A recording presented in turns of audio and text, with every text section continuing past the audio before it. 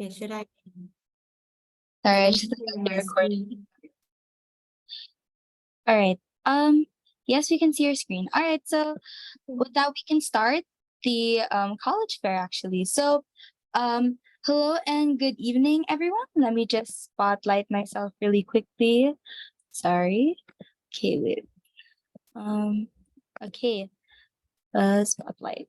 Okay, so hello and good evening, everyone. Welcome to our last day of college fair. So welcome again to Camp 2023's annual study abroad conference with the theme Pathfinding Trekking to College. So I am Brianna Billano. I am the college fair manager and your host for tonight's exciting college fair. So for our last day, we have such a wonderful lineup of colleges for you, and we hope that you guys will enjoy.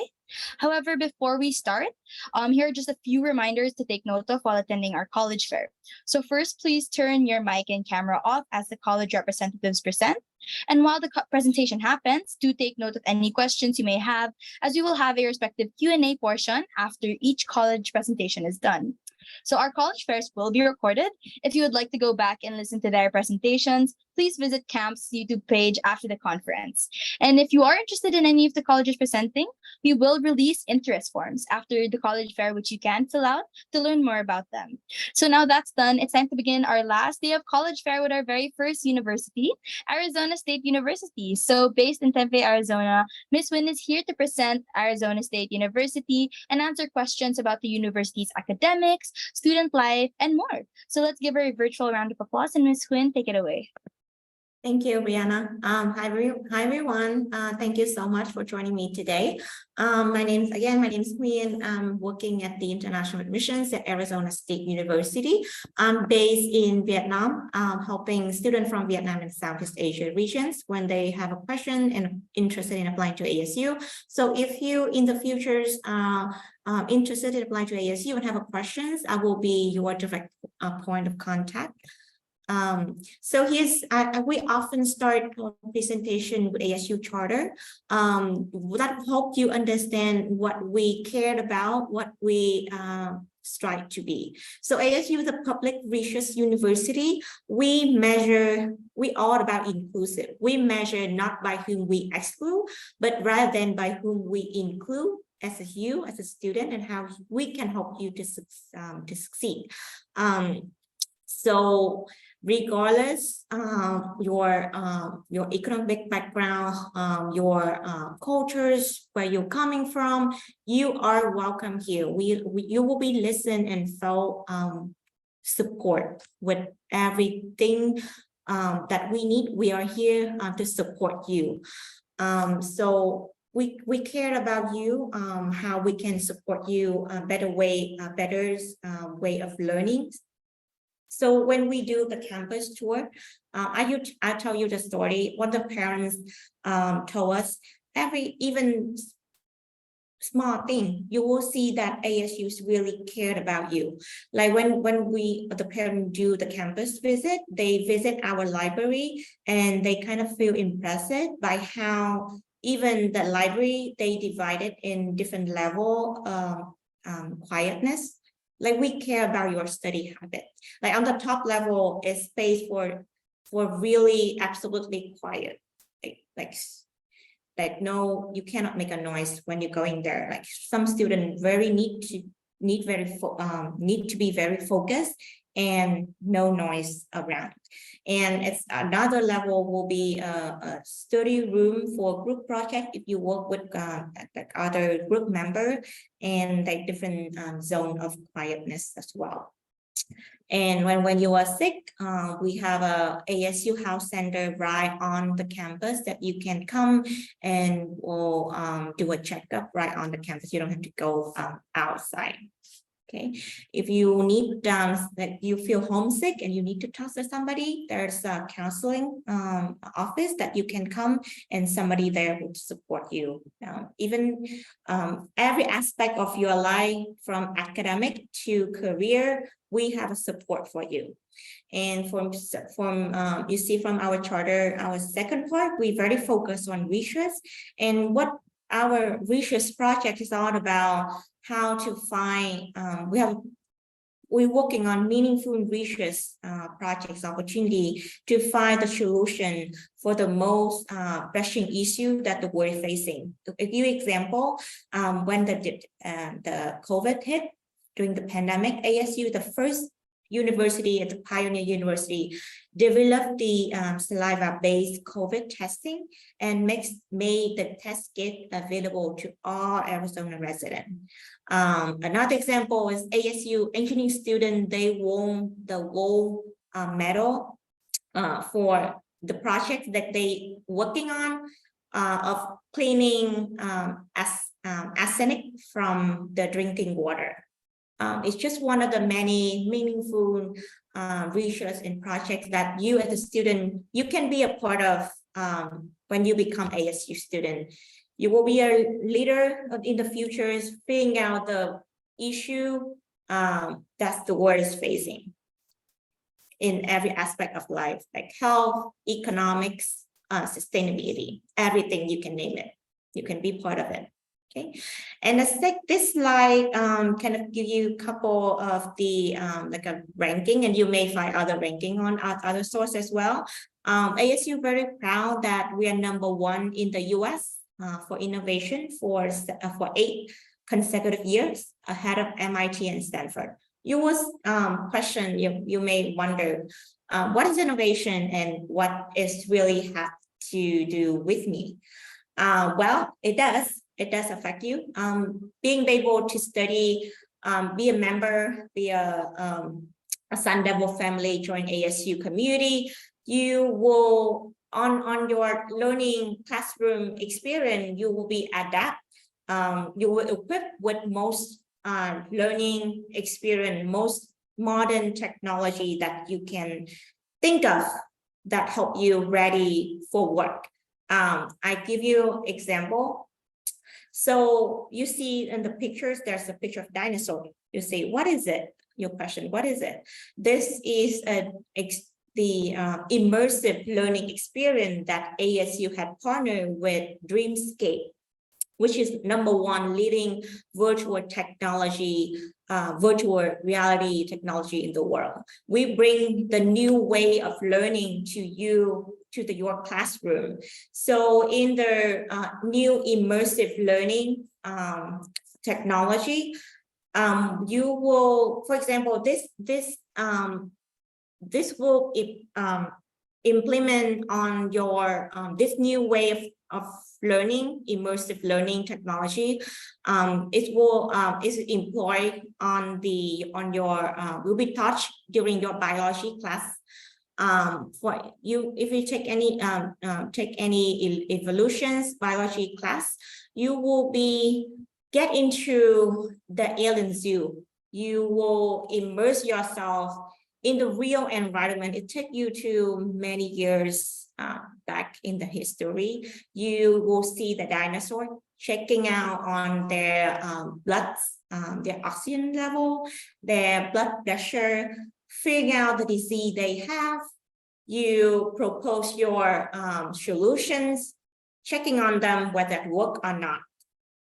It's really the new way of learning, bringing you to become an explorer rather than just a passive learner.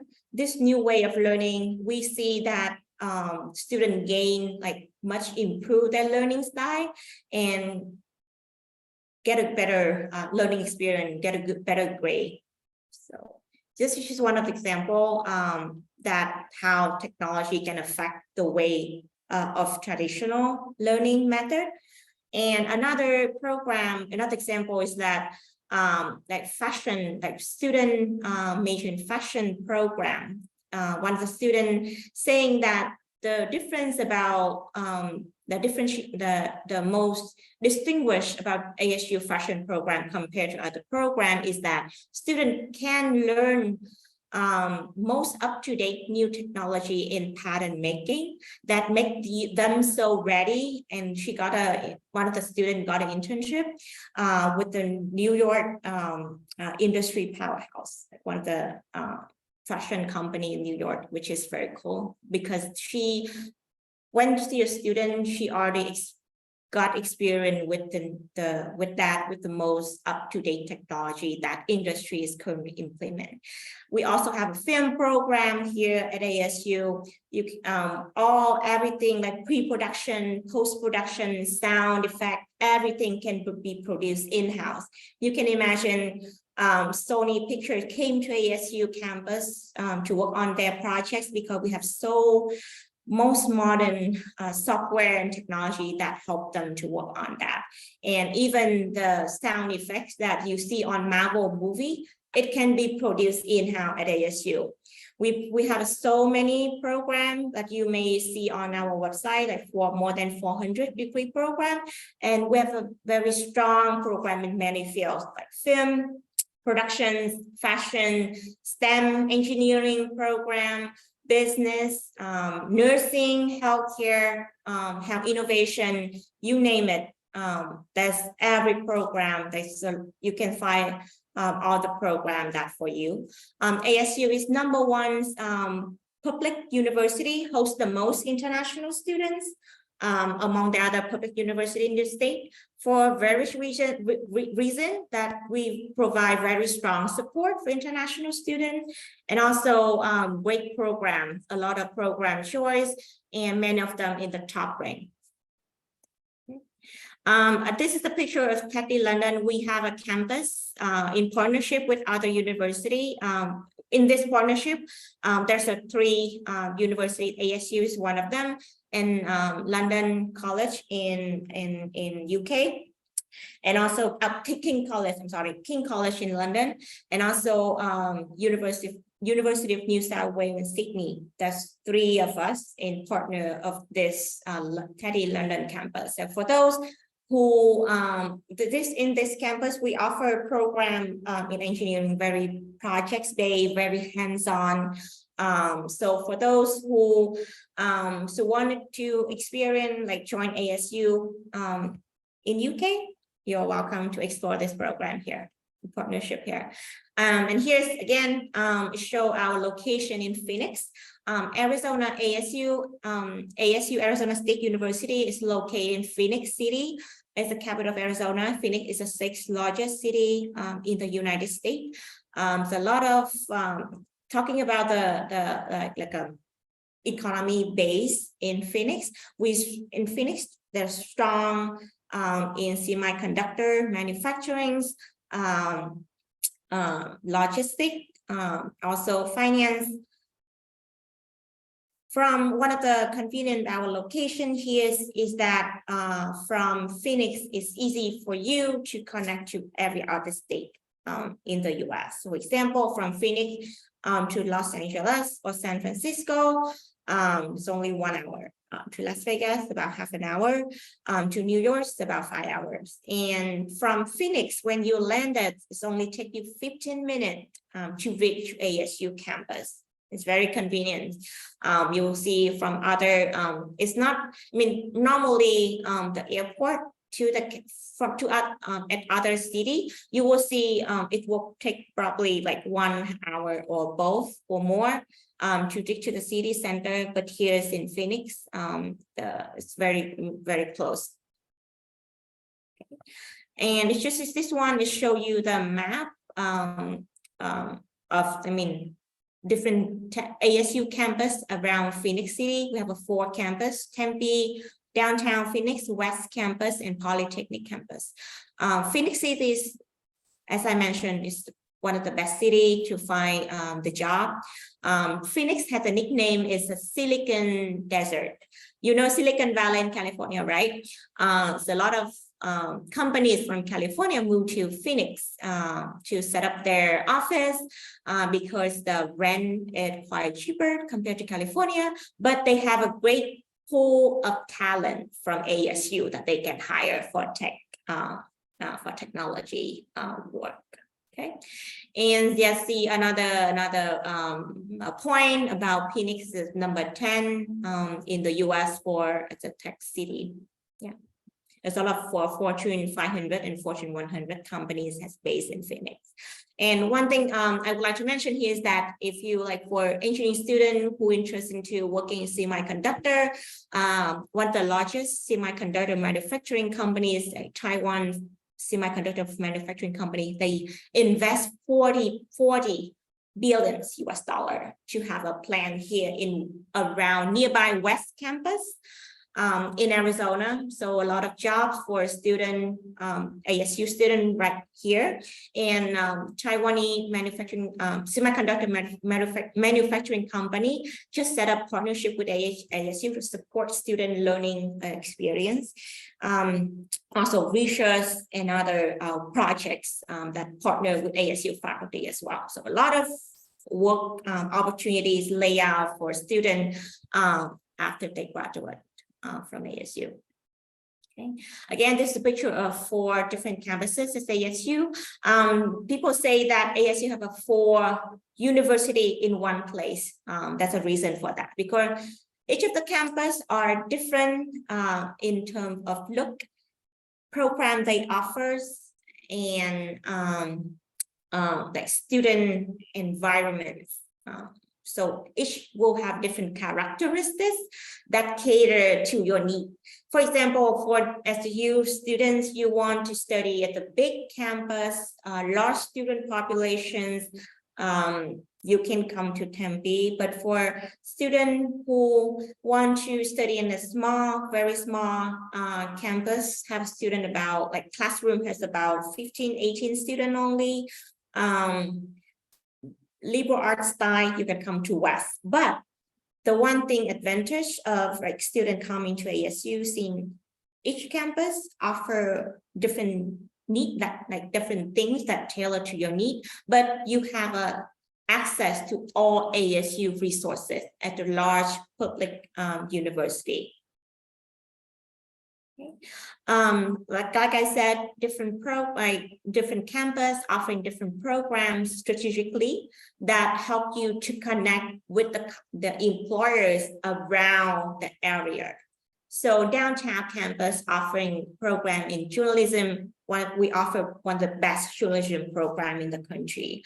That's helped to connect. You will do can do internship with different TV station, news producer around the like downtown Phoenix area. Also in downtown Phoenix, we offer program in healthcare, nursing, also law program, also based in downtown. Talking about the nursing, if you're interested in nursing program, we also our nursing program is one of the top 30 in the country. Also at ASU, we partner with 45 hospitals around the valley, specialize in every specialty. So you have a tremendous opportunities here. Okay, Polytechnic campus offer program in flight training and also other hands-on engineering program. West Campus, again, for business engineering, one of the largest semiconductor manufacturing company has just built a plant there. So a lot of job for engineering student after graduate. Tempe campus, the oldest campus at ASU, also the largest. All the football game, like main concert will be happening in Tempe. You will easily, if you base your program based at other campuses, you can easily hop on ASU bus. It takes you about 30 minutes to reach Tempe to enjoy other entertainments or football game or other cultural activities here. Okay, we have ASU is a public school. We have 16 colleges at ASU. We have business school, Global Futures. Global Futures offer very unique program that help you to prepare you as a future leader. You will work in so many hands-on projects, solving problems in growing population, food scarcity, pollutions, biomimicry, like many very new program. Like the job is not even exist now, but it's help you to prepare. I mean, help you to kind of be as a problem solver, be able to ready for any encounter and solve any issues that you will face in the future. Check out, I recommend you check out College of Global Future. You will see very interesting program here. Okay.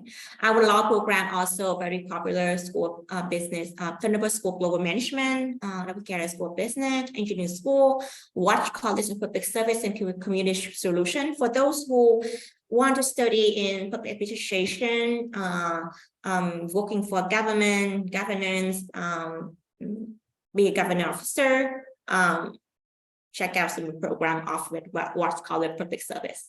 Okay, and there's some this slide give you some of the tool that help you to find your best fit at ASU. Like I said, we have so many campuses. You can do campus fit quiz to see which campus fits you best. We also offer so many programs. You can utilize the degree shot tool. I highly recommend you to check out this degree shot tool, even though if you're not coming to ASU, but you see there's so many programs out there. How you can tell the difference between finance, accountancy, global management, Master of Business Administration. What's different between of those? So when you utilize the degree shot tool, it will tell you what the program is about, what course you're gonna study, and career opportunity, what kind of job industry you can work for with that degree in the field. Okay. And for those for some high school students, you have to know or decide what majors or what career you're gonna work in the futures. You can do major and career quiz.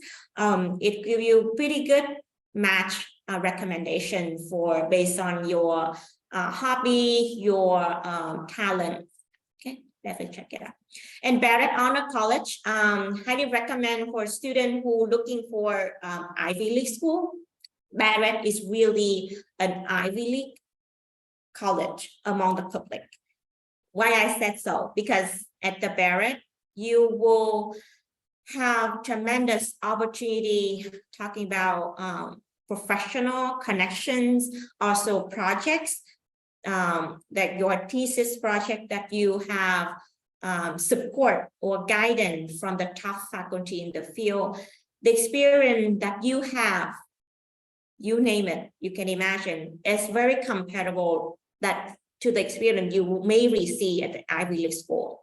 But it's sometimes it can even more because you have a double support from the faculty, from the Barrett Honor faculty. You are not on your own. But when you study at Barrett, you pay a public price.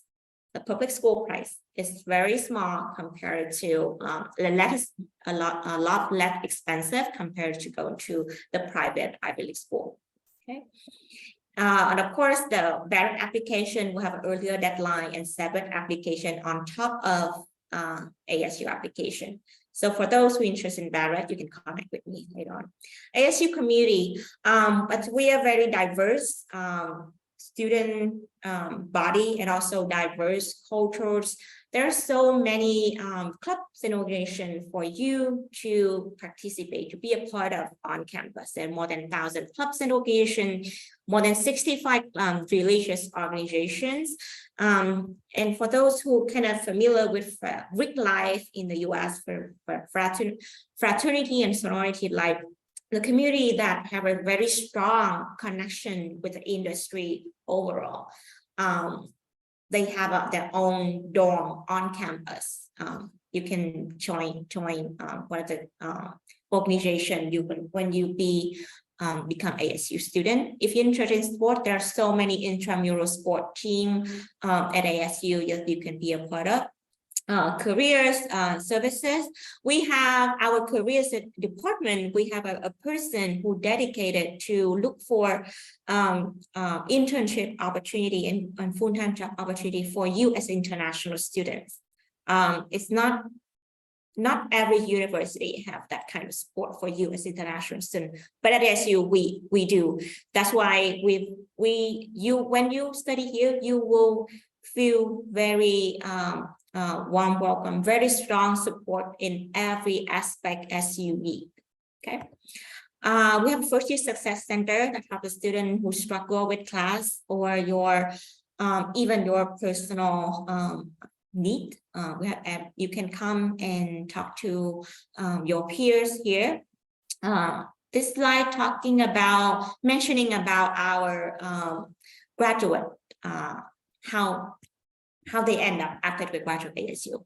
So we are number 3 in the world for student-employer connection, which means we have a lot of great database. We have a very good connection with employer. They recognize us. They recognize our student qualification. So we have a very strong network. And you, as ASU student, you have a database to search for job. And we bring during the school year, we organize a very large career fair, bring in hundreds companies come to ASU and recruit, and our career advisor, you can make one-on-one appointment, personal appointment with them that if you need help with to build up, to polish your resume, to set up a mock interview, the career advisor are there to support you. 89% of graduate of our students, they receive the full-time job offer within 90 days after they graduate from ASU. The top employer recruit from ASU, you could name it Amazon, Boeing, Apple, Microsoft, or other governor, U.S. federal government as well. Okay. Safety, student safety is one of our priority and concern. You will feel safe here, very safe to living in Phoenix overall, and also as ASU student, ASU student have access to ASU dorm with Sun Devil card, and you can download the LifeSafe app on your mobile phone. So you will receive the text when everything, even small thing happen, like in Arizona, there's a lot of bees around. You will even receive the text message like, say, is this area there's a lot of bees, don't come in, don't pass by. Okay, and there's a lot of emergency call box around the campus, and also ASU police and departments also is very nearby ASU campus. You will see police department walk around Tempe campus all the time. Okay, if you need help with your emotional, mental, physical support, we have a counselor service, counselor around ASU campus for you to set up one-on-one appointment. If for those who love medication, there's one room, very quiet, very peaceful, very relaxing, that you can reserve your own room and do your own medication. There's a lot of services at ASU. How you become a Sun Devil, we talk about the applications. What we need for your applications. We will need your transcript from 3 years in high school, complete 3 years. If you're in grade 12, at the time you apply, we will need to see the transcript from grade 9 to 11. As you're coming from Philippines, which is English speaking country, you are away from English proficiency test. You don't need to submit any IELTS or TOEFL. Okay, and you need to have a minimum 3.0 from high school to be admissible to ASU. Some program at ASU will have a higher requirement. You can check with me. This is my ASU page look like. I highly encourage you, when you submit the application, put on the email address, your email that you check frequently, because all the communication that we send out to you will go through that email address. After 2 days, you submit your application, you will have access to your My ASU page. This is important that you can manage your application status and every step that you need to, after you got admitted, every step that you need to prepare for your enrollment, it will be posted here. Your scholarship will be posted as well under the finance tab. Okay. We do offer merit-based scholarship for international students based on your high school GPA. Their scholarship, the maximum amount can go up to 40% of our base tuition. So do well in school, and you don't need to submit the separate application for that. Once you got admitted to ASU, we will award the scholarship to you based on how well or how high your GPA is. On top, of the merit-based scholarship. Some other scholarship, some other college or department offer their own scholarship as well, like the engineering school or the career school, business school. They have their own scholarship. That one you need to apply if you want to get one of those. It's also they have a very early deadline for that, so you can check out on the website on our website, and you can check, or you can check with me. Okay, and like I said, I am your rep, admission rep. So if any question related to your application program, feel free to email me or set up a virtual Zoom Calendly appointment with me. Okay, this is the end of my presentation. I'm open for question if you have. And thank you again for listening to me. All right, so thank you so much, Ms. Wynn, for that really informative and enlightening presentation. Now, like as Ms. Wynn mentioned, our Q&A forum is open. So if you have any questions, please feel free to send them in the chat box addressed to everyone. Or if you're shy, though, you can definitely send your questions directly to me or to Ms. Wynn. So actually, I got a question here. So for ASU, is on-campus dorming mandatory? The dorm is not mandatory. But for first-year student, we kind of give a priority for them to stay on campus. Actually, the dorm is filling out so quickly. So if you, as a first-year student, you're interested to stay in the dorm, you need to apply, submit the kind of reservation form to housing by May 15th. For the fall start. Yeah, it's not mandatory at all. But if you want to stay, you need to apply early. All right, thank you so much. Actually, there's a question here asking if you could reiterate the scholarships being offered at ASU. And I guess this could be another follow-up question. And it's, how generous is ASU with financial aid and scholarships? So specifically for international students. Yeah, so like I said, our merit-based scholarship is automatic. You don't need to submit separate applications for that merit-based scholarship. It will automatically award and post your accounts, and it's based on your high school GPA. 3.0 is a cutoff point. Like if you want to admit it to ASU, you need to get minimum 3.0. Okay, and then the higher GPA you have, the more scholarship or more money, more funding you will receive. Our scholarship currently for this year, it ranged from 3,000 up to 14,500 US dollar per year, and it's renewable for 4 years. Yeah, so our base tuition is 35,000. So I would say the maximum that we offer is about 40% of our base tuition. Okay. Right. Thank you so much. So there's another question here. So do you require English proficiency requirements for international students? And if ever, would you accept a certificate of English being used as a medium of instruction at my school? Or would we have to submit like the standardized tests such as IELTS and TOEFL, or even a Duolingo English test? Yeah, as you're coming from Philippines, Philippines is English speaking country. You don't need to submit one of the English proficiency tests. All right, thank you so much. So just to follow up then, so would we have to provide the English as a means of instruction, or we don't have to have that? So when you fill out the application, we'll ask you the country you're coming from or your citizenship. So if you say you're coming from you hold Filipino citizenship, then you don't need to submit the English proficiency. Okay. Right. Thank you so much. So another question is the ASU application form via Coalition and Common App? If so, is there an application fee? Yes. So you can apply to ASU directly on ASU website. We're also available on Common App. You can search for us. Also Coalition application. Our application fees is $80 currently. And I believe we don't have a policy to waive the application fees for international students.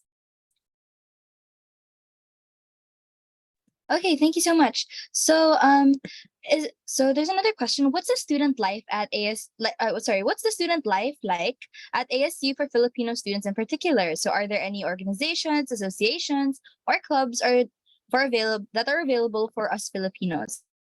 Yeah, there's 1,000 clubs and organization at ASU for every professional and also for fun, for hobbies. And you can even start your own clubs and organization if you wish. The process is very simple. Yeah, there's a lot of cultural festival happening at ASU for Asian students as well. And when you become ASU student of right, ASU campus, highly recommend you to connect with ISSC. It's a International Scholar Student Center. They help and support international students with every question. For example, you come to United States, don't know how to start. If you want to get a driver license, you don't know where to start. You can come to ISSC, they support you. You have questions about health insurance, come to ASU. Of course, like as international students studying in the US, you are required to have some kind of health insurance with you. And ASU provide very good purchase for you a very good health insurance plan. If you have questions on that, any concern when you probably check up, what cover, what not cover, you can come and ask ASU Health Services. Also, if you encounter any issue in the US, I give you very simple thing like how to set up bank account, how to open up your bank account, how to get a phone plan. This phone plan in the US is very complicated compared to Asia. You can come to ISSC. They can answer. They can support you. If you involve in accident, like I said, you can call in emergency. You can call ISSC. We are there to support you 24/7. The ISU staff are there to support you anytime, anywhere. Anything you can think of. Don't hesitate to ask. That's the advantage of benefit of one of the benefit that you can get when you become ASU student is the services, the level of service and self-support that we give to you, that we provide to you. Yeah. Thank you so much. So there's another question. So is it possible to work on campus, and how many hours a week can I work if so? Yeah, there's a lot of job on campus for international students. So in the summer, like just last month, we have a virtual on-campus job fair for all incoming students coming to ASU in the fall, and we send out an email to them. So you get opportunity to connect and learn about how to kind of apply for the on-campus job at ASU, and also knowing what department are hiring at ASU, even you haven't arrived yet. So we provide a lot of Zoom section for you to learn like a pre-departures, for you to learn get a lot of information about ASU, like on-campus job, and also during the week, orientation week, we organize a tour for you to get around, how to go to the market, to go to different like shopping center, like explore place around the campus. We are right in the city centers. It's very convenient for you to get anything you want. Yeah, and also talking about the on-campus job working opportunity, there's you can work during your time, like semester, like fall and spring. You have to study full time, so you can work up to 20 hours as a per week. And for during your like break, like fall break, or summer break, you can work up to 40 hours. And also it's your conversation with your employer as well. And as ASU employer, we also recognize that you have a focus on your work during your final as well. If you want to, you need flexible schedule, you can talk to your supervisor as well. We very accommodate your needs. Okay, there's some different kind of job. You can work in the dean's office, teacher assistant. You can work in a project, like different office at ASU offering project globally. In business, also in technology and engineering, you can find various different field, like work opportunity that can be related directly to your field as well. You can work in the bookstore, Starbucks, like a food dining hall at ASU, like so many.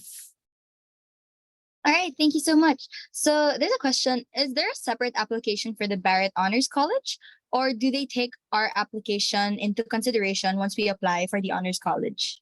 You need additional application for Barrett Honor College. So after you submit your application for ASU, you will receive ASU ID number with so that's why I'm saying the MyASU is very important, that you can monitor your application status. And also, they will 2 days after you submit on that application, we will provide you ASU ID number within 24 hours.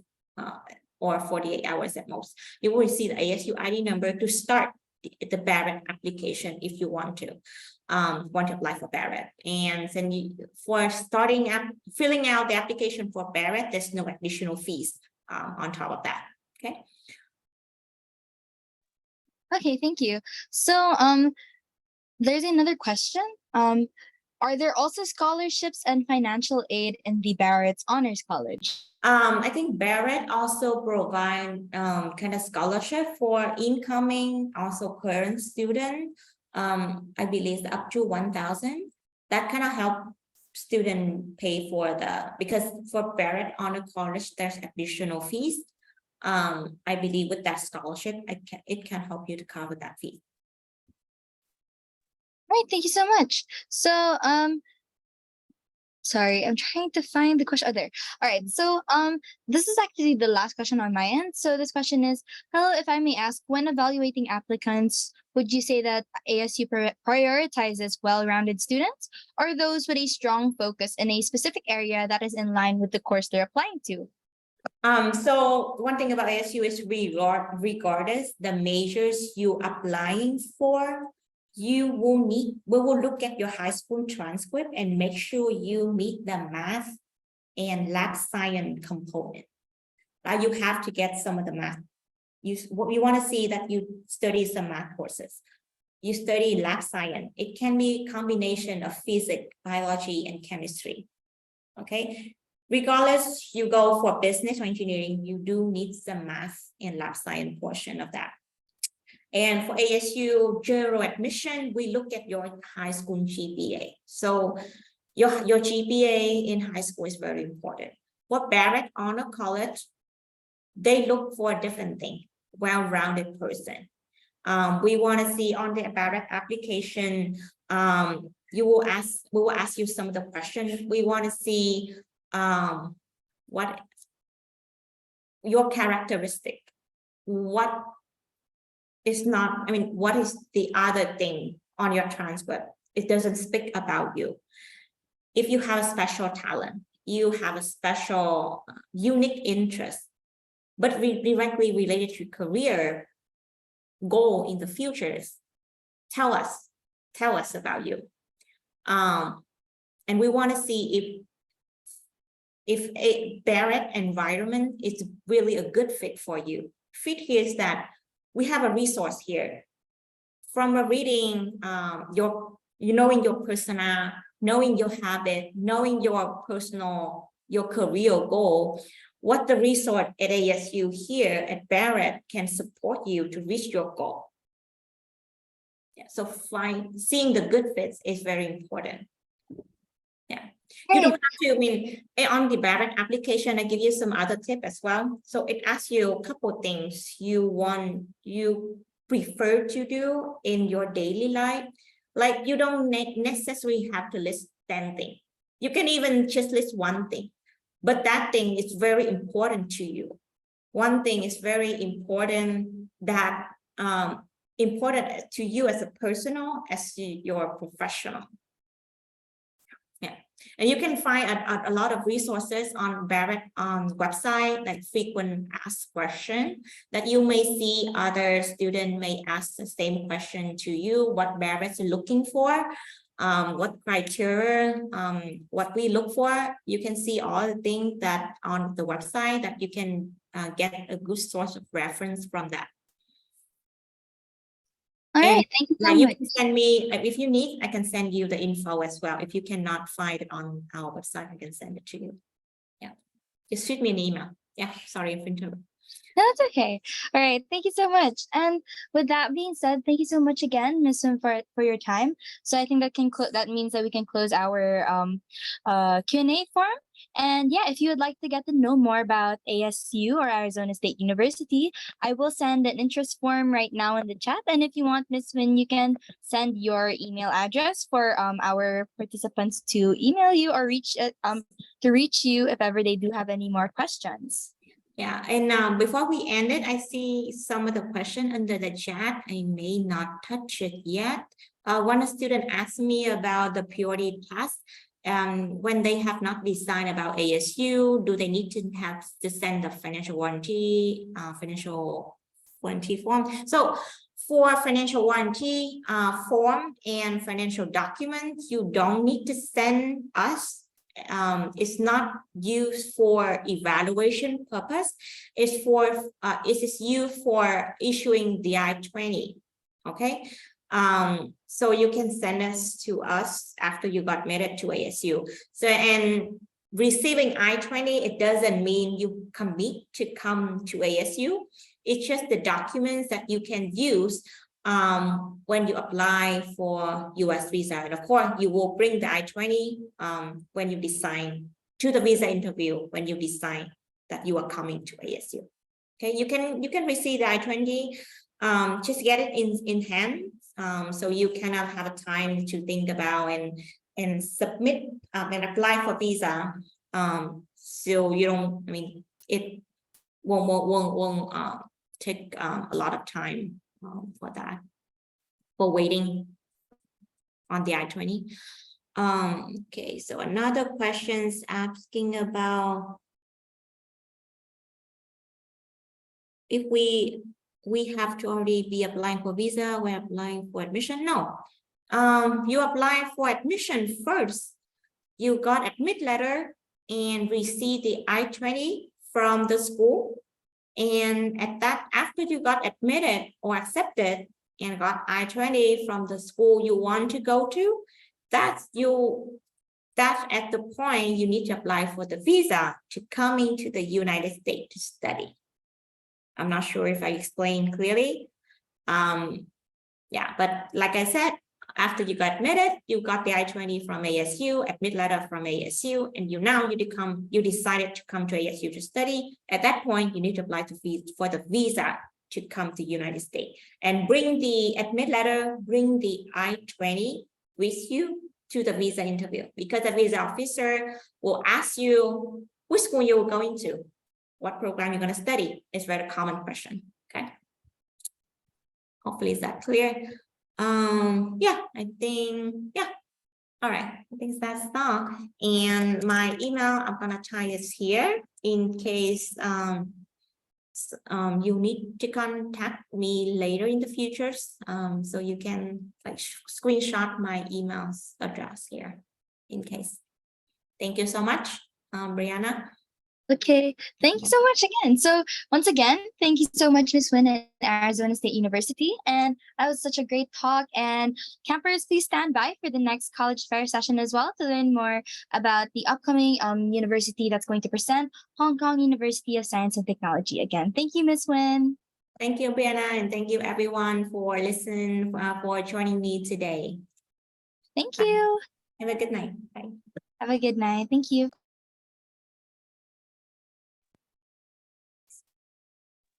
All right, everyone. So, just in a bit, we will have the presentation of Hong Kong University of Science and Technology. Definitely don't want to miss that. Thank you.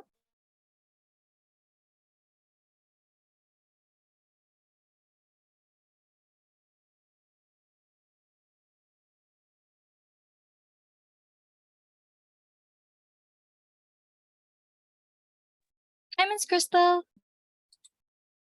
Hello. Hello. Good evening. Hello. How are you? I'm doing well. How are you? I'm doing well as well. Okay, so we will start our session at 9 p.m. But while we're waiting, would you like to test if your presentation is working, just to see if just to remove any Sure. technical issues? Sure. Actually, one of our students will join the presentation as well and do a sharing. His name is Hans. So if you see him in the waiting Oh room, yes, he just entered the please do waiting room admit. right now. Okay, Great. there. Yes, that's him. Let me try with my share screen to make sure it works. Hello, Hans. Hi. Hi. Okay. All right, we can see your Okay. screen. Yep, works. Okay. Hence, do you want to give it a try? Make sure it works for Sure, your presentation. let me try to pull it up.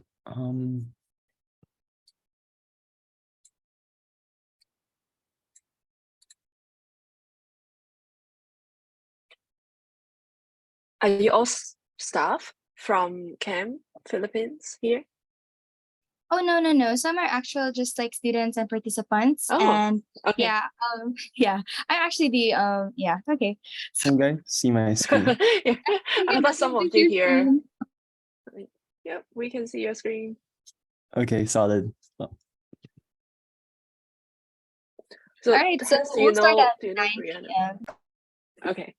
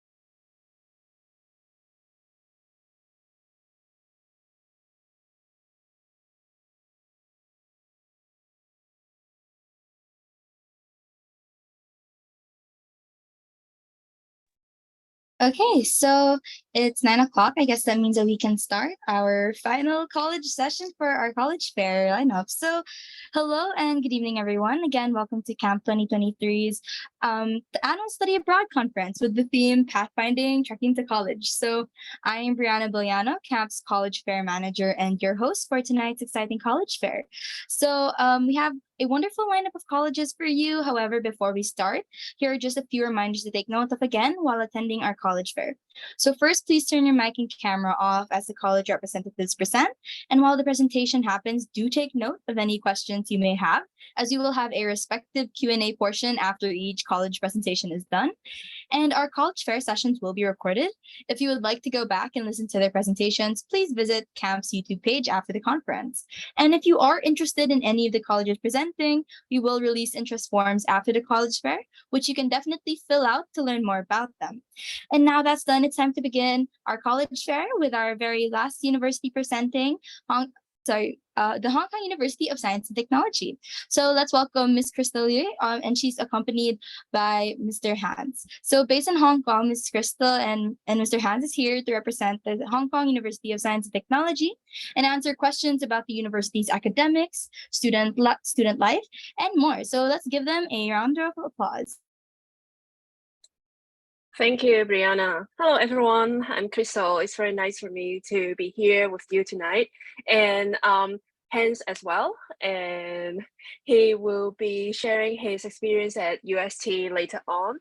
So, hi, Hans. You want to say a quick hi? Okay, great. Hi. So I will be doing my sharing first for about 20 to 25 minutes. Then I will pass the time to Hans to share his experience with you guys. And we'll leave the last 15 minutes or so for any questions that you have. So as Brianna has mentioned, feel free to jot down your questions or feel free to type it in the chat box whenever questions pop up. So let me share my screen with you all. Okay, so I guess every one of you should be able to see my screen now. So as the name of our university indicated, so we are based in Hong Kong. I'm not sure how many of you have been to Hong Kong before, but then I assume that all of you here has heard about Hong Kong, and it's especially because Hong Kong, we are quite in a very convenient location. We are kind of in the middle of different Asia countries, so we can easily take different direct flights to different Southeast Asia countries, like to your country, to Philippines, or to Thailand, to Singapore, to Vietnam, Indonesia as well. And we also offer different direct flights that gets you to London, LA, New York, places like that. That will become very convenient because doing your study with us, there will be chances that you want to do an exchange or do an internship somewhere between your 4 years of college, and the direct flights really makes travel less of a headache for you. And also because we are kind of at the center, so there are a lot of different international companies, either they have the headquarters or they have the branch office in Hong Kong. So a lot of our students are either be from Hong Kong, from the local, or from everywhere in the world. There will be different job opportunities for them to choose, which I will touch on in a bit. In Hong Kong here, we have always been a mix of Western and Asian cultures. So in Hong Kong here, we embrace different religions, we offer different type of food, and there are a lot of different things that you can do in Hong Kong. You might have heard of Hong Kong as a very busy, very populated city, but then actually 60% of our land are grassland. So yes, you will get a chance to shop in the very busy downtown area. There are different restaurants and shopping center, but then you can always go to the other places for hiking or camping during the weekend. And about working in Hong Kong, we actually welcome international students to stay in Hong Kong to work after you finish your undergraduate degrees. After you graduate or when you are about to graduate, you can actually apply for a 2 years stay in Hong Kong, even without a job or without like further study in Hong Kong, and to really look for a job if you want to stay in Hong Kong. So because in Hong Kong, if you do stay for 7 years, you can actually apply for permanent residencies. So with 4 years of undergraduate studies, plus the 2-year visa-free stay, and then with 1 more year of proper visa, then you can apply for permanent residency in Hong Kong, which allow you to really think about whether you want to stay in Hong Kong to work after you graduate, or if you want to go back to Philippines, go back to your home country to work, or later on come back to Hong Kong. Either way, it will be an option for you to decide. So a lot of our students, they do get to or wish to stay in Hong Kong after they finish the program with us. And about Hong Kong, I've shown you what we offer here, but then this is our campus at Clearwater Bay. We are kind of, when you look at the photo, it seems like we are far away from the city center.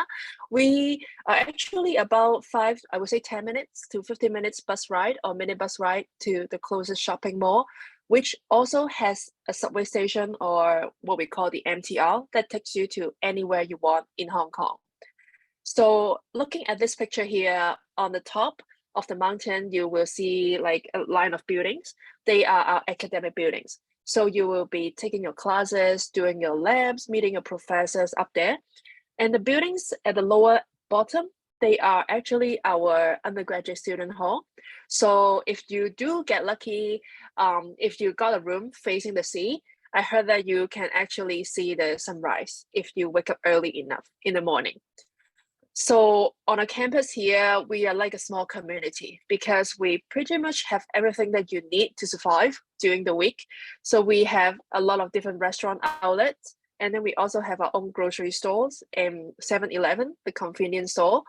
And also we offer different sports facilities, from having a full soccer pitch, from indoor, outdoor swimming pool, different tennis court and basketball court, etc. And we also have a water sports center.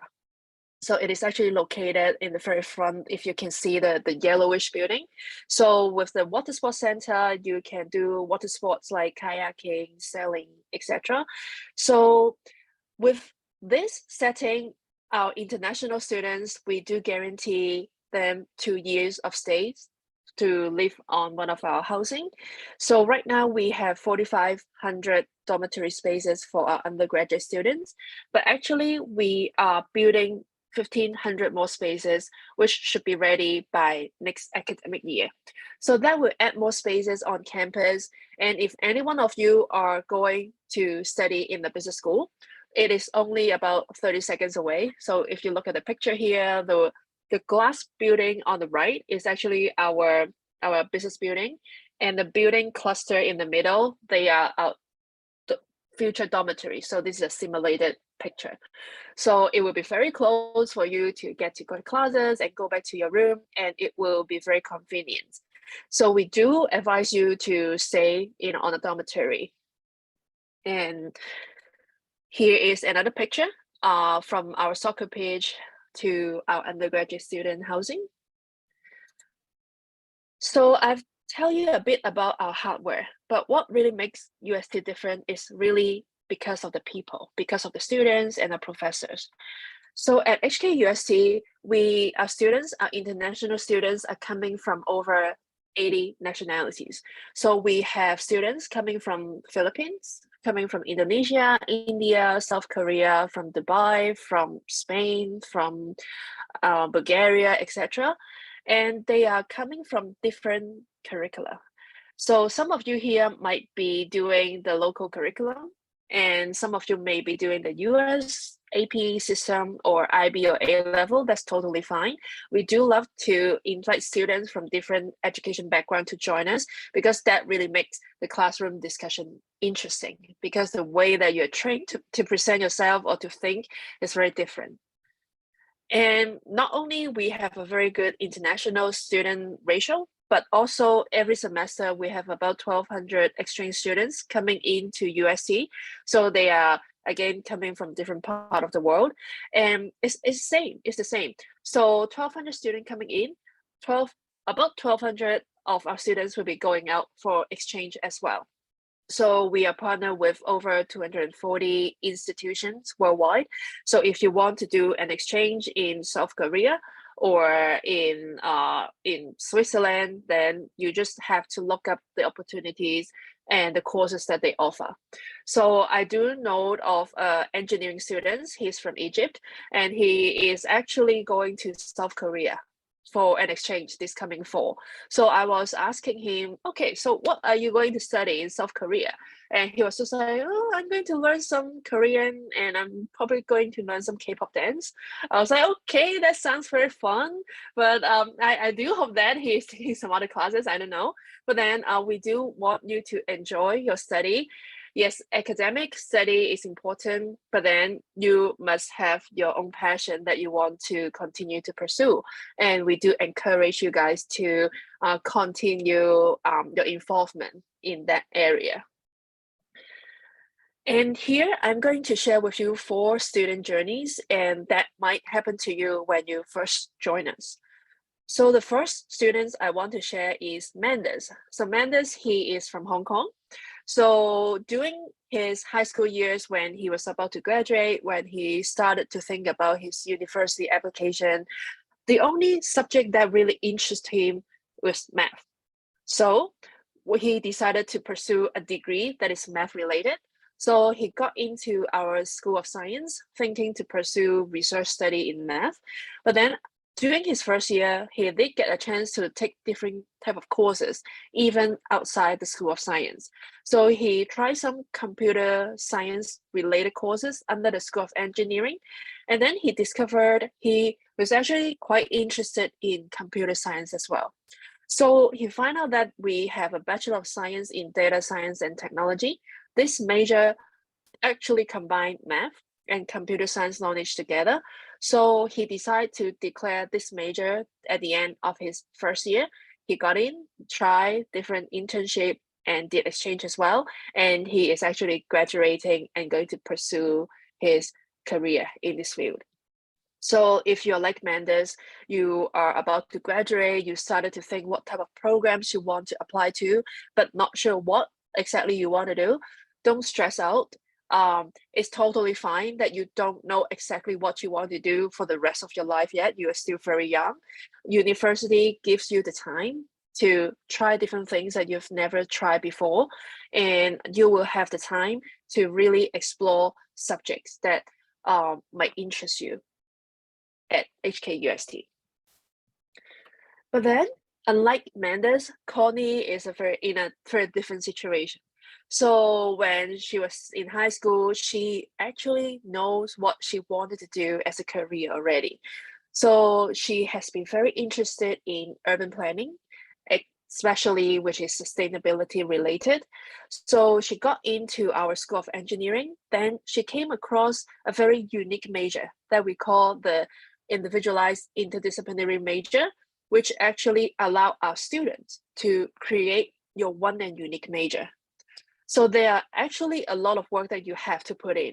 You have to come up with a proposal. You have to look at the courses that we offer at UST, maybe courses that other universities in Hong Kong offer, or even courses outside of Hong Kong that is offered by other university that is related to this topic that can contribute to the program. Then she got her proposal. She needed to have 2 of the professors' support, and then the proposal will go up to the board to approve. And then now she is actually graduating as well in her one and unique built environment design. So during her 4 years of study, she got to study at UST, but as well as Hong Kong University, and also take courses in universities in Italy as well.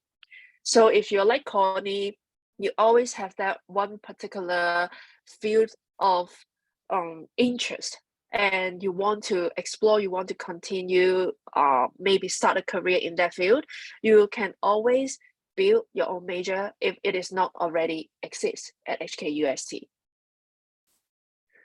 And another student, Carol, I don't know if some of you here are interested in any science subjects. You can feel free to type, like if you already have a major in mind, you can type it in the chat box so that we know. But then Carol, she was studying Bachelor of Science in Physics with us. And under her study, she actually got to study under a Nobel Prize laureate. So Professor George Smoot, and she got onto his team. They did research together, and she got to publish paper with Professor Smoot's team as well. And with his recommendation, she is now pursuing her PhD in astrophysics in Johns Hopkins University. So under the program that she's in, International Research Enrichment Program, starting from day one, even as a freshman, you will get a chance to deep dive into different research projects that our professors is currently in real life. And it will allow you to start building your research career, even under your undergraduate programs. So if you do love to do research, you can definitely look into this International Research Enrichment Program. And the fourth student I want to introduce you is Naman. So Naman, he is from India. So when he got into Hong Kong in his first year, he got a cultural shock. So in Hong Kong here, we love bread. We love different type of bread. But then every day from different bakeries or restaurants, there's so many wasted, unconsumed bread, clean bread. And then he and his teams and his peers found a way to brew beer from bread. They can use the same ingredients. So they got this idea, they got help from our entrepreneurship center at HKUST, and they helped them to have the business register, have an address to receive mail, and then they got into a competition that won them $1 million Hong Kong dollar to start their business. So 4 years later, they already have their business up and running, and we can already buy the beer that he's holding in his hand in some of the grocery stores in Hong Kong, and also consume this beer in some of the local restaurants as well. So if you're like Naman, you always have that business idea or something that you want to try to start your own. You don't have to wait until you graduate. We have our entrepreneurship center here to support our students. They offer different workshop, different training to help to make your business idea come true. Yes, at the beginning, it takes a lot of work. It may not work from the very beginning, that you have to put in different effort. But then this is what university is about. Like, you will have different chances to try different things. And then when you are really going to graduate, you will already have a business that you can continue to pursue. So Naman, he's also graduating this semester, but then he's also staying in Hong Kong, and they will continue to do research at the Hong Kong Science Park. And he actually have different business going on as well, besides the beer business.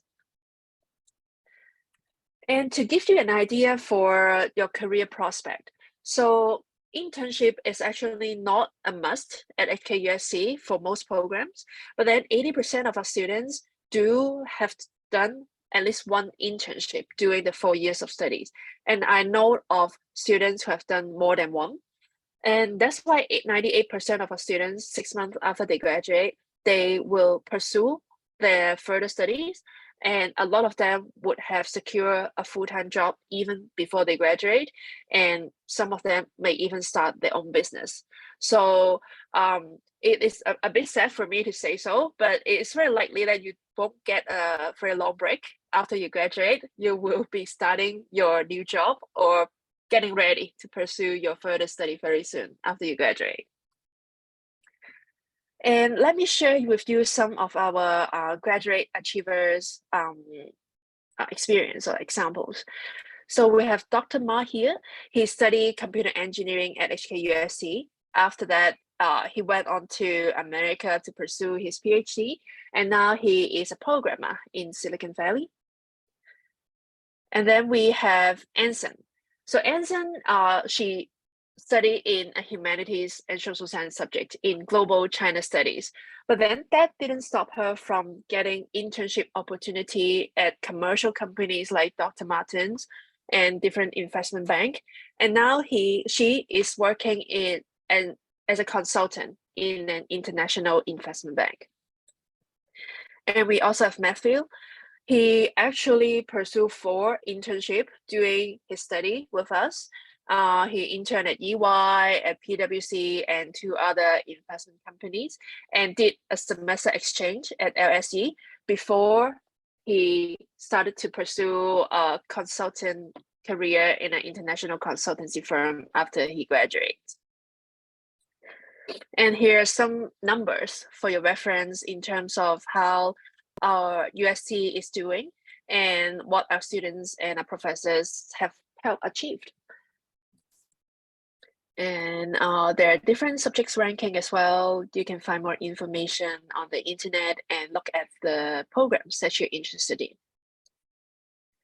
And now I want to turn our time to some more practical information for you to consider what we offer at HKUST. So at UST, we have 4 different schools and 1 academy. So we have School of Science, Engineering, Business and Management, Humanities and Social Science, and Academy of Interdisciplinary Studies. So what AIS offer, for example, the very interesting IM program, the program that allow you to create your own major. And they also offer a 5-year dual degree program. So if you are interested in any science or engineering subject, plus a business and management subject, you can consider pursuing these 5-year studies, which allow you to obtain a degree either under science or engineering plus a BBA degree. That allows our students to pursue a career, not particularly in research under science or engineering, but into the commercial world after you graduate. So you can do a BBA in management, in finance, etc. And then we offer different programs under different schools, such as under School of Science, like physics, math, biology. And we also have a very interesting program called the Ocean Science Technology. It is because we are just right by the ocean. So it just makes research and study very easy if you are interested to study what is in the sea. And we also offer 2 different joint university programs. So the first one, the one on the left, is for students who are interested in humanities and social science subject. So with this dual degree program, you will also spend 5 years, 3 years in UST, and 2 years in Japan in the Waseda University studying political science, economics, or global political economics. And the one on the right is a triple degree program. So 4 years, first year, you are going to spend at USC in America, second year at USC, third year in Bocconi University in Italy, and the 4th year of your choice out of these 3 schools. Then after you graduate, you will obtain a degree from each of these schools. So if you are very interested in business and you just love different cultures, love to travel as well, you can look into this very unique program. So when you apply to USC, first you will look at the programs that we offer and the type of major. But then when you apply to us, there are actually 2 ways that you can do so. The first way is what we call the school-based. The second is the program-based. Program-based is for students who know exactly what you want to major in at UST. So let's say you know you want to major in biotechnology and business. You can apply directly to that program. But then for students who are not sure what you want to study, yes, you are interested in business, but you're not sure whether you want to do finance or economics or quantitative finance, you can actually apply to the School of Business and Management first. Then during the first year, as I've mentioned, you will get a chance to take courses from within your school or even outside of your school. Then you will find what you're really interested in. Then you will go through what we call the major selection exercise for you to submit your top 2 favorite choices for your major. Then if you went through everything smooth, then you will get to declare your major before you start your second year. Then for the rest of the 3 years, you will study school-specific courses plus major-specific courses, plus you will also get some free elective credit to take courses that you're interested in. So this is the structure that we are offering right now at USC. So it's quite similar to the US system. So in order to graduate, you will have to have 120 credits. But within the 120 credit, yes, you will have to take some school-specific courses and the major specific courses, but then there is a group of courses that allow you to take courses outside of your own school. It is called the University Common Core courses. So even though you are a science major, you are required to take a humanities and social science course, maybe a business course as well. And then you will be left with some free electives to take courses that you are interested in. So that's why a lot of our students during their 4 years of study, they are able to acquire another major, so graduate with a double major or acquire a minor or so. It really depends on how you choose the courses and how you make use of your free electives. So I'm sure that Hans will share with his experience with you all more at his part. So about our admission requirements. So there are 3 parts that I want to draw your attention to. The first part of our admission requirement is called the general admission requirements. So this part here, we look at your academics. So if you are under the Philippines local curriculum, what we need to see is your high school diploma, and the reference, the number on the right is for your reference. So this is for the mid 50 percentile and the overall average of 90% of above from the diploma. This is like the students that we admit they got this score. And if you are under the British curriculum, if you are taking A level, what we need to see is at least 3 A level subjects. And again, for your reference on the right, for the mid 50 percentile, they usually get 2 A star, 1 A to 3 A stars. Don't worry too much if you say, oh, I'm not able to get 3 A star. Does that mean that I can't get in? No, because we will take a look at the other part of your application as well, which I will tell more. And about the IB curriculum, if you're studying IB, mid 50 percentile is 37 to 42.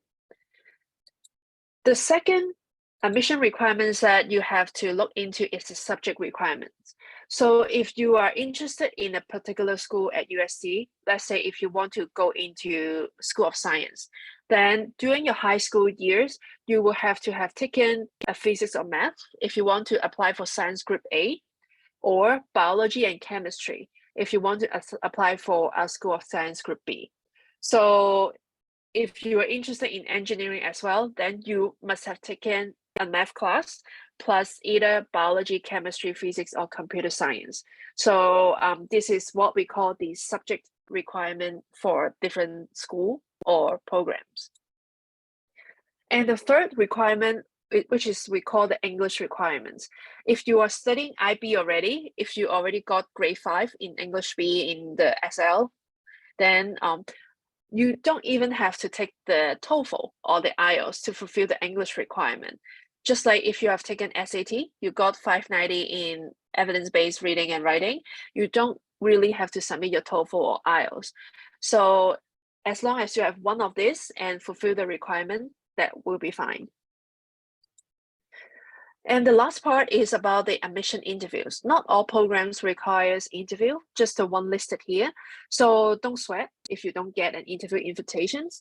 And the interview, it will take different format, depends on the school or the programs. So if you do applying to these 6 courses, be prepared for the interview as well. And about the fees and scholarships. So for our tuition fee for the 2024 intake onwards, for now it will be $170,000. And I have a conversion here for your reference. And for accommodation, it's about 16,000 to 26,000 Hong Kong dollar per academic year. So I would say I do recommend you guys to stay on campus because it is way cheaper than you rent a place outside of campus. Plus the estimated living expenses, including your groceries, your meals, everything add up to 236,000 to 246,000 Hong Kong dollar. But then we also offer different type of scholarships. So the first one that we offer is called the academic scholarship. That is a merit-based scholarship. You don't have to apply separately. So when you submit your application with us, then we will look at your score And this is our current scheme for students who are studying A-level. And then if you're under IB, this is our current scheme. But then if you are studying for the local curriculum, we will also consider you for this merit-based academic scholarship as well.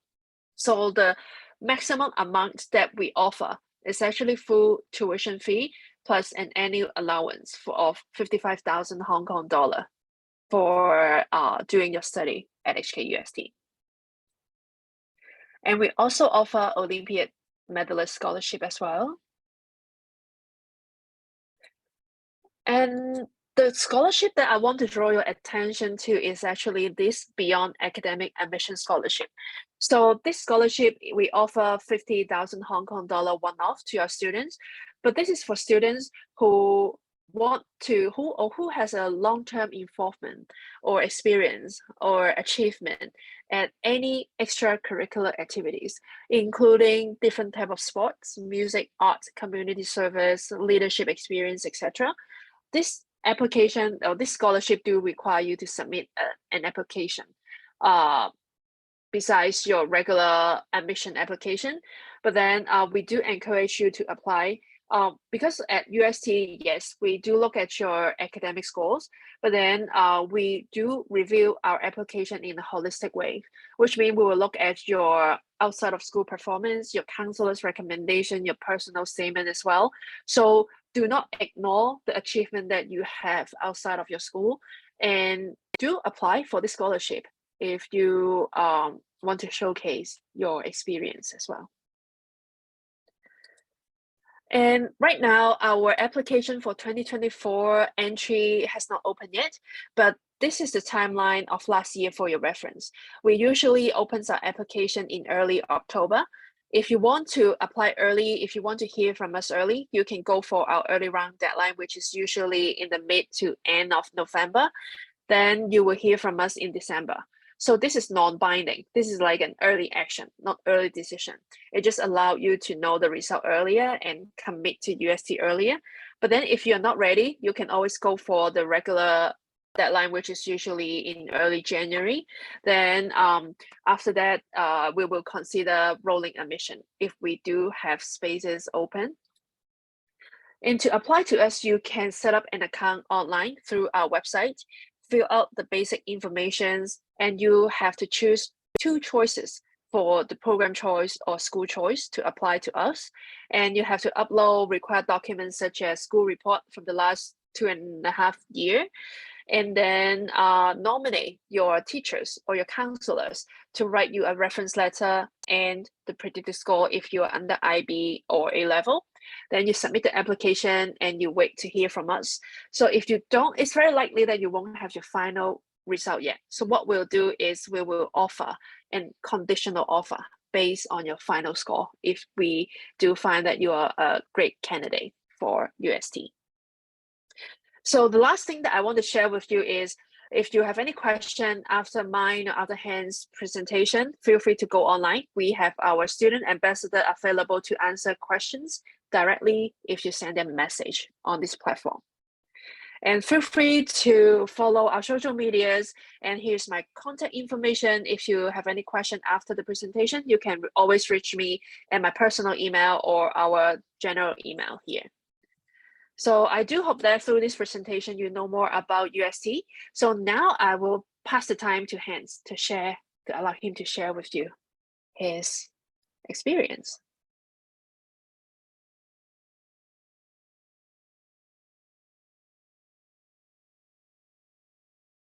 Hi, so my name is Hans, and I'm an incoming junior in HKUST, and I'm currently majoring in finance and management. So it's basically a dual degree, it's basically a double major in two business disciplines in HKUST Business School. So let me give you a brief background about myself. So I'm actually Filipino, and I'm based in Manila ever since I was born. And for high school, I went to Xavier School in San Juan, where I was actually from batch 2020, and I entered the HKUST in 2021. But during high school, I guess some more background, right? I took the IB program, And also aside from the IB program, what kept me busy during that time was the debate team, where I was active in joining competitions in both the Philippines and abroad. So I'll mention later about how this experience of mine going abroad for representing my high school kind of inspired me to go to Hong Kong. Yeah, so after high school, after I graduated in 2020, so that was during the pandemic, I was forced to stay here in the Philippines. So that's why I went to Ateneo first and took management engineering for my degree back then. But after a year, I guess I really wanted to go to Hong Kong or like even abroad, because that was really my plan ever since I was in high school. So in 2021, I was like in a dilemma. So my first choice would be to stay in Ateneo and continue my major in ME.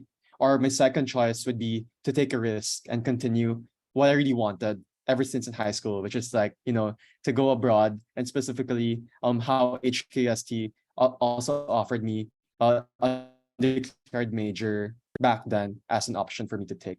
So deciding what choice I should do, these are the three big factors that came into play in my decision-making process. So first of all, I really wanted to venture beyond my comfort zone because as I mentioned, during my time in high school, representing my school in the Philippines and even abroad, I really got to meet lots of people during that time and really had fun getting to know them and getting to know their stories at the same time, which allowed me to have fun at the same time and grow also as a person and widen my perspective. The biggest factors and why I wanted to go abroad. And why HKUST on that part, right?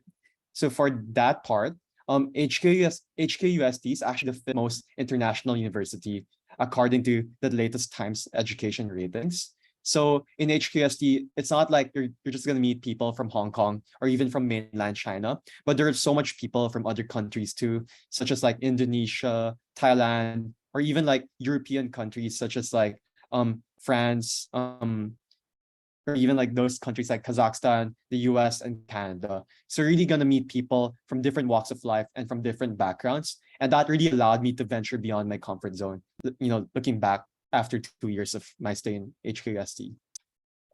And for second biggest factor, so I think Crystal mentioned how it's really convenient to fly from Hong Kong. And that's really true for choosing HKUST and Hong Kong as a place to go to, because it's only, I think, like a 2-hour flight from Manila, and it's really fast, right? And in terms of like ticket prices, it's not that expensive too, as compared to like flying to the US or Canada. And that's also like practical decision on my part. So that's why I chose HKUST. And lastly, in terms of my career planning, I really wanted to specialize in finance or consulting. So back then, that really played a big factor during my stay in Ateneo, because in Manila, I think for finance specifically, the opportunities aren't that big, especially in terms of finding jobs and internships as compared to, going to global financial hubs such as Hong Kong or even like New York, right?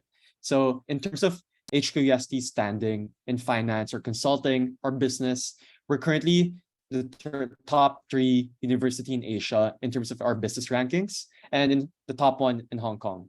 But if you look at the worldwide perspective, we're the 31st best university in that. So it's really competitive in terms of like, pursuing a career in either finance or consulting, because HKUST is actually one of the target schools for, the big banks and the big consulting firms out there. So yeah, that's a really good part for HKUST. So yeah, so after I came to HKUST, yeah, in terms of like looking back in terms of my growth, actually, I think I really grew a lot already. So back then, I think in the past 2 years, I've done quite a lot of things aside from like just studying.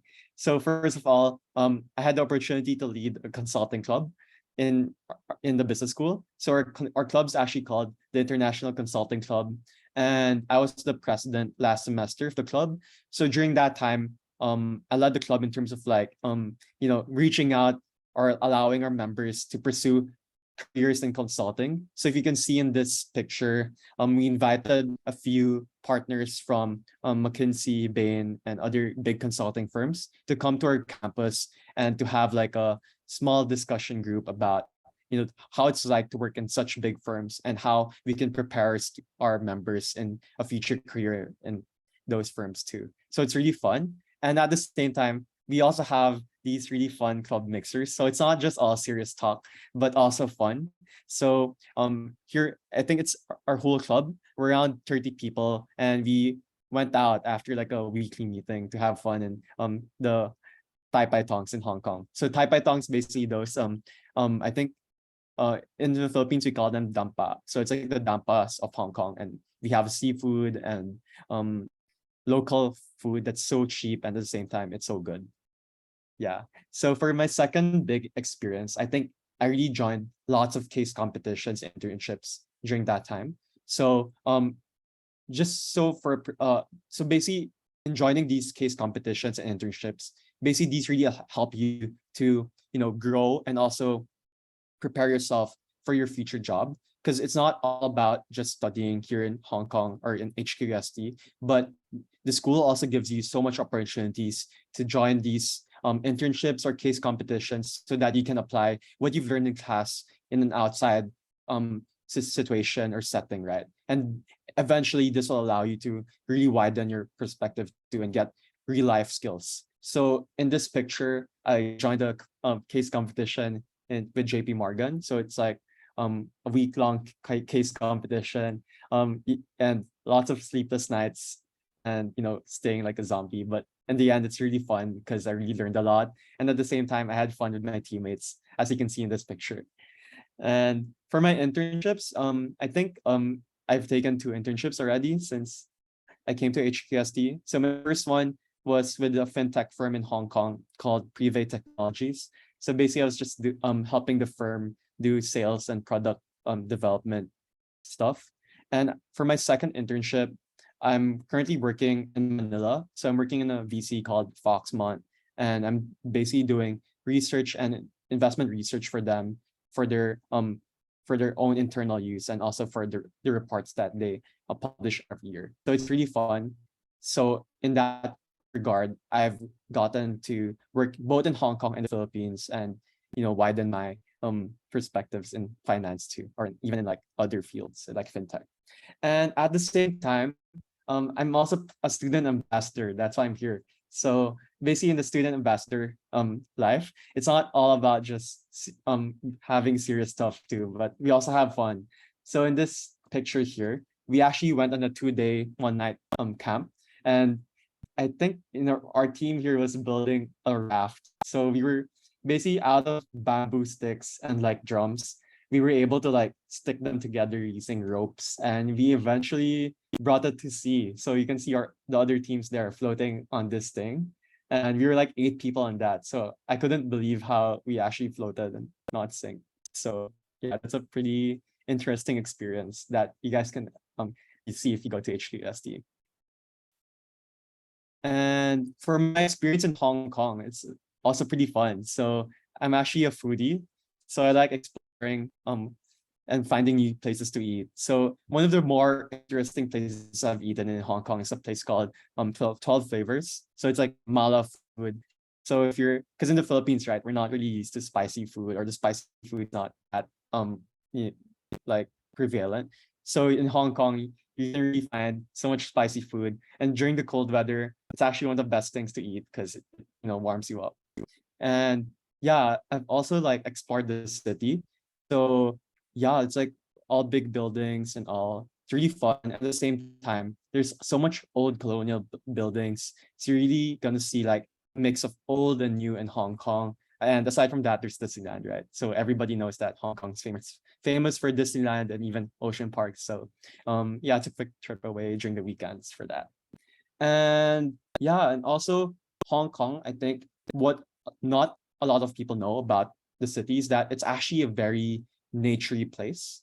So 90% of the land in Hong Kong is full of like undeveloped areas. So it's really a good place to hike or go biking or exploring sunsets or even doing water sports such as like riding a kayak or renting a yacht. So it's really fun to see both the city and nature hand in hand in Hong Kong. Yeah, and I think you're wondering how I got to manage all of those activities and at the same time managing my academic load in HKUST. So just to give you a quick idea, this is my timetable last semester. So I was taking 15 credits plus my part-time internship. So it's actually quite a busy period. So if I'm not with the class, I'd be in work either in Mondays or Wednesdays. So my free time would only be at night or on Thursdays during 12 to 3 p.m. or on Friday mornings. So it's a really hectic period for me. And I guess I was able to survive. So I can give you quick tips later. But first of all, one thing to note between high school and university is that even if my timetable looked like this, is that I really had more time than I had in high school. Because in university, you're able to plan your schedule the way you like it. And you can, so for example, if you're a morning person, you can take morning classes, which I kind of am. And if you're an afternoon person, or if you don't like waking up early, then you can schedule your classes in the afternoon. So it's really flexible and it really gives you more time to do whatever you want. Whether you want to have fun or study or do internships, it's all possible if you have the responsibility to do it. So responsibility is really a big factor in university life. So that's how I was able to manage my time by doing proper time management. Because in terms of the difficulty of the classes, I gotta admit that it's way harder than what I'm used to in high school. Because it's also like preparing yourself for what you're gonna work for eventually. So that's why university is really a bridge between high school and your eventual career, right? So that's why you really need to be wise in terms of managing the time. But it's really okay because even if it's hard, you can really study in so many ways. So for me, what worked for me was that I work with my friends. So to basically make it more manageable, we help each other and help ourselves, score high grades. And lastly, I think what's really more fun about university life is that you have way more opportunities than in high school. So you can join student societies and like what I did, like consulting, or if you want to be more adventurous, you can join hiking clubs or the soccer team or the badminton team. Or if you want drama, we also have drama clubs and all. So I think for every hobby that you want, there's surely a club in HKUST that would cater for you on that regard. So you can still pursue what you want and at the same time receive a world-class education in HKUST. So that's why I guess looking back in those 2 years, I kind of don't regret me moving out of Ateneo because I was really able to grow in terms of like my career, my academics, even my extracurriculars, and at the same time, more importantly, I was able to grow in terms of my perspective because I was able to, experience these things and meet different kinds of people. And at the same time, I think it's shaped me to who I am today. So yeah, I guess that's for my sharing. Thanks, guys.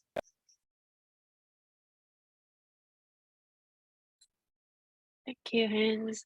Hello. If you have any questions, feel free to unmute yourself or type it in the chat.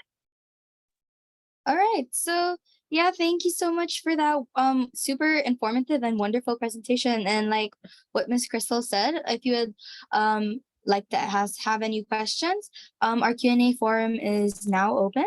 So you can send them directly in the chat box addressed to everyone, or if you're shy, you can definitely send your questions directly to me or to Miss Crystal. So yeah, actually, I have a question here. It says, will I be at a disadvantage if I do not have any like advanced placement or IB subjects?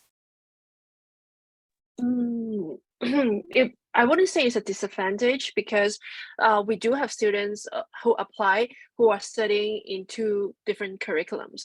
So when you apply to us, you are actually required to tell us what curriculum you want us to assess your application on. So if you are under the Philippines curriculum, then we'll assess you with that. But if some students, they might have taken some AP courses or IP courses or taken the SAT, etc., they can still submit those scores to us as a reference, as a supporting document. But then we will mainly assess your application on the curriculum that you submit, you send to us. All right, thank you So so it much. wouldn't be Oh, a disadvantage. Okay, sorry. All right, thank you so much. So this next question is actually for Hans. So this person is asking, how hard were the lectures at UST compared to Ateneo? Good question. So, I think if you're a first year student and coming in, especially in your first semester, it's pretty similar, like looking back, right? Because I think for both Ateneo and even HKUST, they take into account that you're coming from high school and you really don't have that much knowledge yet in terms of like college subjects. So they really try to bridge high school and college. And for those first few subjects that you would take, it's pretty much like an extension of high school. So it's pretty manageable for that. But so yeah, I think in terms of adjusting between Ateneo to HKUST, it wasn't really a problem for me, if that's like a concern. All right, thank you so much. So there's another question. Since HKUST has its own application like platform, since you did give a link, is there an application fee, and is it possible to get the application fee waived if ever? Yes, there is an application fee, but then we normally don't offer application fee waiver. So it's about 450 Hong Kong dollar now. Yeah. Thank you so much. So for English proficiency requirements, do you guys accept a certificate of English used as a medium of instructions, or would we really have to take those tests such as IELTS or TOEFL, or do you also accept a dual?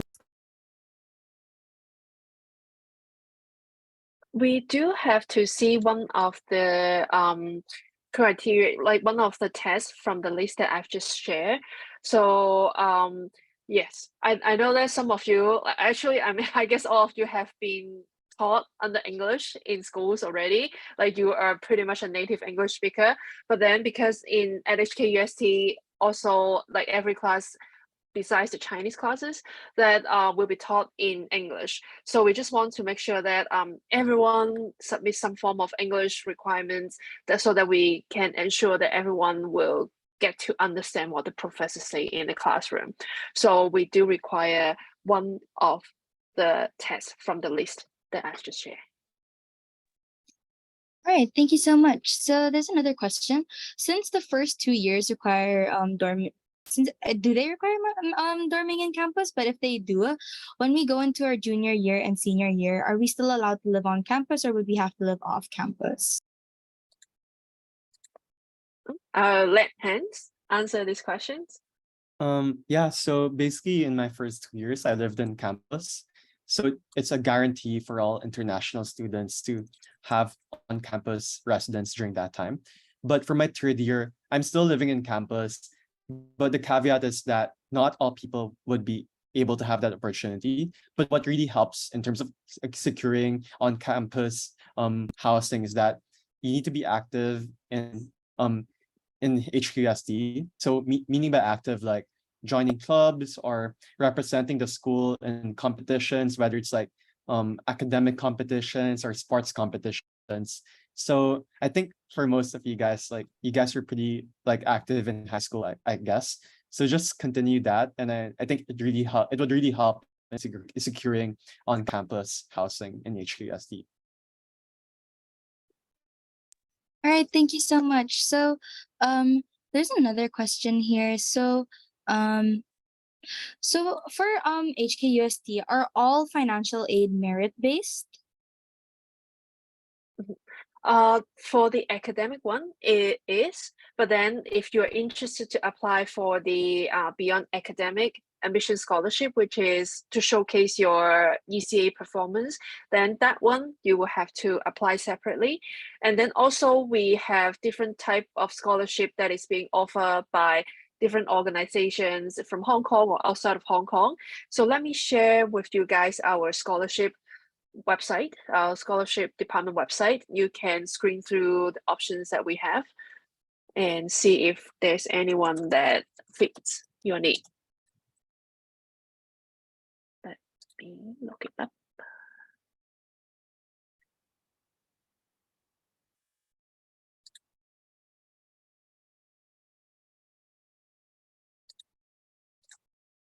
Okay, I will share it in the chat room for everyone. Here, so this is for prospective students for admission. So you can see it's still for 2023 to 24 cohort, but then we will soon update for the 24-25 cohort. All right, thank you so much. So I think you did mention this earlier. However, I guess this is just for clarification. So someone asked, does HKUST offer full ride scholarships for transfers? And do they have the government scheme? Thank you. Yes, our maximum amount is the full tuition, so it's renewable every year, plus a living allowance of 55,000 Hong Kong dollars. So that is the maximum amount that we offer to students. With that, extra living allowance that will already cover your dormitory expenses, plus some of your living expenses as well. So that one is the can be offered by the academic merit-based scholarship that we offer. But then we also have different scholarship that we offer, but the maximum amount is what I've just shared just now. All right, thank you so much. So I have two last questions. So what's the student life like at HKUST for Filipino students in particular? So are there like organizations, clubs, or associations that are available for us Filipinos? Maybe I can answer that. So for Filipinos, actually, we do have a community, but for a community, we have like a formal club called the Southeast Asian Student Association. So it's not all Filipinos, but also including like Indonesians and Malaysians, and I think some Thai people too. So it's really interesting because even if it's not all just Filipinos, these other nationalities are included too, and you realize that we have so much more in common with like the Indonesians, Malaysians than we could think of.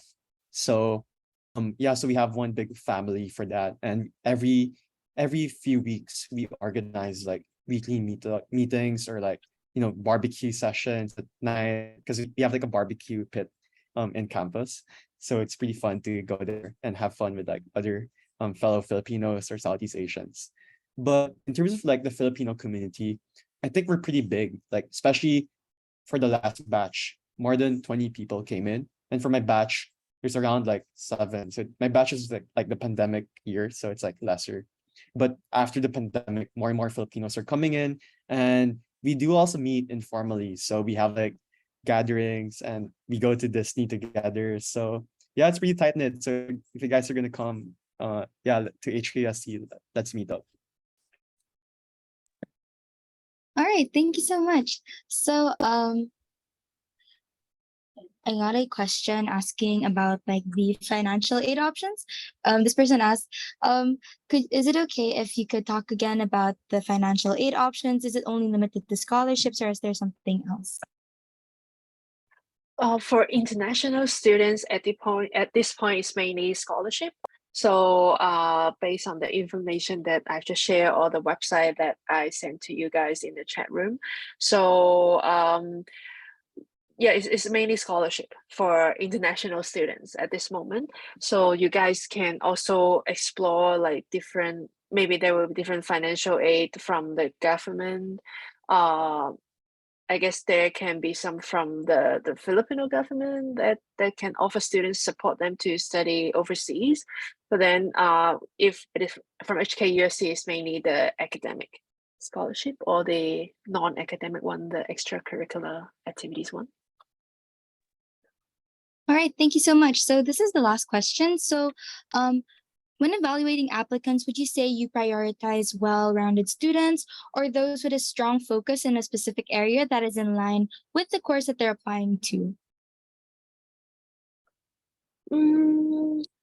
That's a good question because like both type of applicants, they are very different. Because for the first type of students, well-rounded students, because you are still young, you are still exploring, so it's very common, or we encourage you guys to explore as many different academic subjects or extracurricular activities as possible.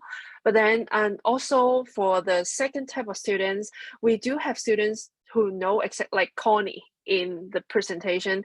She knows exactly what she's interested in, and she is very into her passion.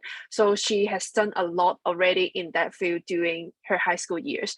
So what I would say is, what we want to see from your application is what makes you unique.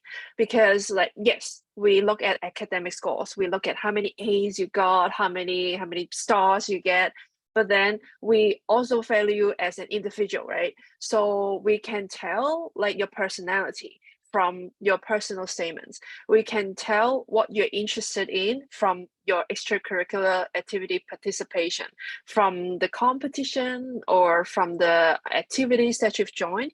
And also we can see another part of you from your counselor's recommendation as well. So we do review everyone's application holistically, like every part that you submit to us. So we wouldn't say we prefer a particular type of students, but as long as your involvement or what you showcase in your applications, it stands out. It tells us how you are like, why you want to come to HKUST, why you are interested in this particular subjects, or why you want to spend a very important 4 years with us. So try to make that application you. Let us see you as much as possible. All right, thank you so much. And with that being said, I think we can close our Q&A forum. And thank you so much again, Ms. Crystal and Hans, for your time. So if you would like to get to know more about the Hong Kong University of Science and Technology, you can fill out this interest form, which I will send right now. So if you would like to learn more about HKUST, definitely fill out that form. And once again, thank you so much, Ms. Crystal Liu and Hans, and the Hong Kong University of Science and Technology. And with that, our college fair has officially come to an end. I truly enjoyed listening to all the colleges talk about the exciting opportunities that await you if you do choose to attend their university. Again, thank you all so much for attending our college fair. And on behalf of CAMP, we all truly appreciate your participations throughout our college fair that hopefully filled you with lots of informative and essential talks that will definitely help you in your study abroad journey. So yeah, thank you again, everyone. Bye-bye. Thank you, Ms. Crystal. Thank you, Hans. Bye. Bye. Thank you. Thank you.